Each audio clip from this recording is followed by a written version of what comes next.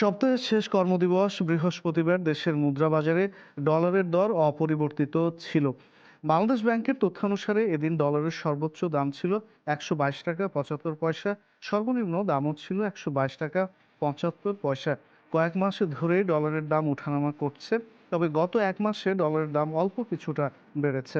মধ্যপ্রাচ্য সংকট সহ বিভিন্ন কারণে ২ মাস ধরেই বৈদেশিক মুদ্রার দাম ওঠানামা করছে। বৃহস্পতিবার প্রধান মুদ্রাগুলোর মধ্যে দাম কমেছে ইউরো, পাউন্ড, ইউয়ান, অস্ট্রেলীয় ডলার ও সিঙ্গাপুরি ডলারের। অপরিবর্তিত ছিল রুপি ও ইয়েনের দাম। ইউরো ক্রয় ১৪৩ টাকা ৩৩ পয়সা, বিক্রয় ১৪৩ টাকা ৩৪ পয়সা। ব্রিটিশ পাউন্ড ক্রয় ১৬৫ টাকা ৩৮ পয়সা, বিক্রয় ১৬৫ টাকা ৪৫ পয়সা। অস্ট্রেলীয় ডলার ক্রয় ৮৭ টাকা ৩৪ পয়সা, বিক্রয় ৮৭ টাকা ৩৬ পয়সা। সিঙ্গাপুরি ডলার ক্রয় ৯৫ টাকা ৭৭ পয়সা, বিক্রয় ৯৫ টাকা ৮১ পয়সা। ভারতীয় রুপি বেচাকেনা হয়েছে ১ টাকা ২৯ পয়সায়, চীনা ইউয়ান ১৭ টাকা ৯২ পয়সা এবং জাপানি ইয়েন ৭৬ পয়সায়। তবে কেন্দ্রীয় ব্যাংকের প্রকাশিত বৈদেশিক মুদ্রার দামের চেয়ে কিছুটা বেশি দামে খোলা বাজারে বিক্রি হয়।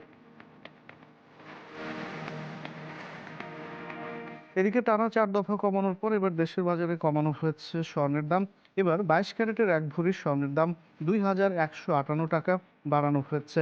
নতুন দাম অনুযায়ী দেশের বাজারে প্রতি ভরি ২২ ক্যারেটের স্বর্ণ বিক্রি হচ্ছে ২,৪২,৪৯৫ টাকায়। এছাড়া ২১ ক্যারেটের প্রতি ভরি ২,৩১,৪৭২ টাকা, ১৮ ক্যারেটের প্রতি ভরি ১,৯৮,৪০৫ টাকা এবং সনাতন পদ্ধতির প্রতি ভরি স্বর্ণ বিক্রি হচ্ছে ১,৬১,৬০৫ টাকায়।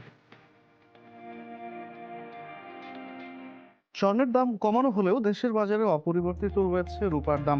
বর্তমানে ২২ ক্যারেটের ১ ভরি রূপা বিক্রি হচ্ছে ৫,৪৮২ টাকায়।